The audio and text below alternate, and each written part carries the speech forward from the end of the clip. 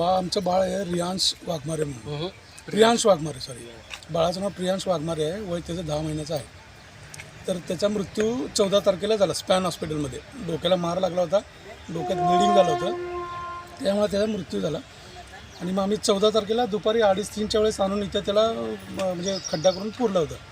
पुरून त्याच्यावरती फरशी ठेवली होती, दगडं ठेवले होते आणि काटे ठेवले होते. काटे, बाबळीचे काटे आम्ही ठेवले होते की जेणेकरून कुठलं जनावरं येऊ नये म्हणून आमची काळजी घेतलेली होती अशी. पण आज तिसऱ्या दिवशी आम्ही दूध ठेवायचं म्हणून बाळासाठी आलो होतो सकाळी. तर बघितलं तर ते फरशी तिथं नव्हती जागेवर, काट्या नव्हत्या आणि खड्डा अर्धवट उकरलेला होता. म्हणून पोराच्या आजोबांनी ते उकरलं. असं काय झालं आहे बघावं तर म्हणून खाली बघितलं तर बाळाचं शरीर तिथं नव्हतं, डेड बॉडी नव्हती बाळाची. आणि बाळावर जे घातलेलं कापड होतं ते कापड तिथंच बाजूला पडलेलं आहे. बाळाच्या चेहऱ्यावर ते पाला ठेवला होता थोडा, तो पालाही तिथंच पडलेला आहे.